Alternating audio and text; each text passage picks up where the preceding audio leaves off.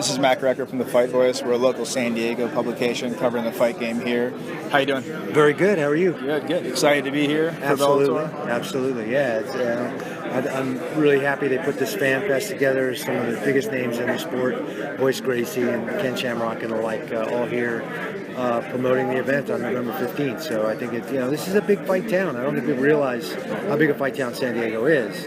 Guys like Brandon Vera, Michael Chandler trains down here, Dominic Cruz. There's just a whole slew of guys that come from this area. Yes.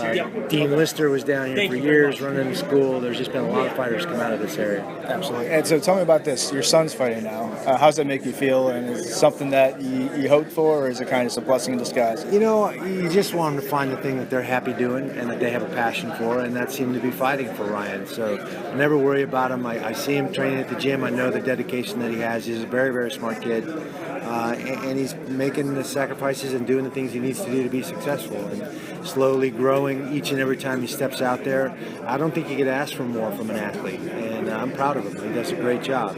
I think, if anything, having to drag the same last name around and having that target on his back simply because of that from day one, from his very first amateur fight 6 or 7 years ago, has been a burden to him, and he takes it all in stride. He does a great job, and I couldn't be happier.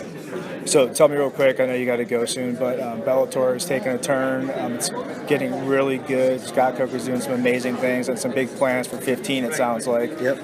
Tell me what you see for the future of Bellator and kind of their place on the landscape of MMA. Well, I think we're at a very interesting place with MMA right now. I think, obviously the UFC is doing what they're doing and keeping the train rolling forward with Fox. I've been a big fan of Scott Coker for a long time. Obviously, my son originally signed with Strikeforce and was fighting for Strikeforce. I coached Gina for years when Scott was at the helm there with Strikeforce there as well. And I think going back to the old model, one big fight a month, marquee names, those water cooler fights that people are going to talk about. Man, who's going to win that? What do you think about that? I think that is kind of what we've strayed away from with the explosion of the sport and the growing pains in the sport. There's a fight almost 2 or 3 times a week now, and figuring out what channel is it on and where is it going to air and who is that kid? I've never even seen that kid before. I mean, I don't feel like we're taking the time that we used to take to build those marquee names and create that vested interest for our fans and our fan base and make it special. It used to be, I think, really special, and I think Scott's view and direction that he's heading with this brand is in line with that and getting back to that and making something special again.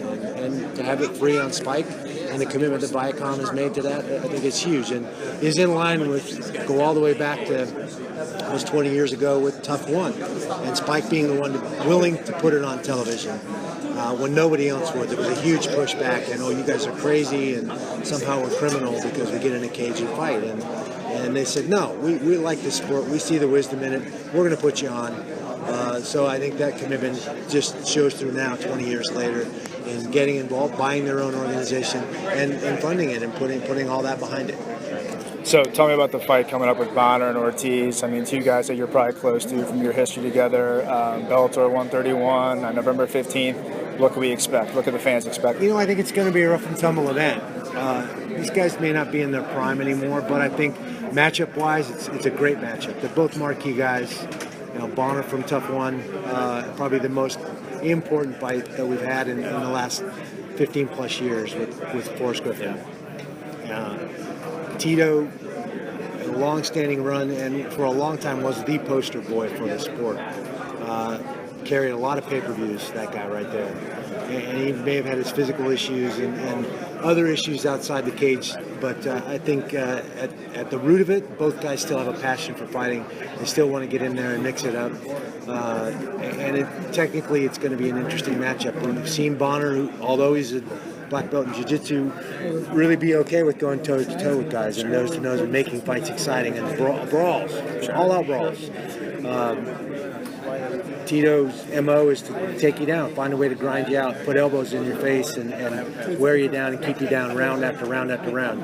Technically, who's going to go out and have their way in this fight? If he takes Bonnar down, how's Bonnar going to act? Is he going to be able to scramble back up and get back toe-to-toe, or is he going to try and use the jiu-jitsu skills that we know he has, that we don't see him use very often? it makes for an interesting battle. And then we have all the antics and shit that's going on outside the cage that creates that electricity, that creates that animosity that everybody thinks, whether it's real or not. I think people buy it, and it feels real, and they want to see these two get after it. Absolutely. So I don't know if you have to go. One last question real quick. We cover the local San Diego fight scene from the amateurs all the way up to the pros. You may not be there yet.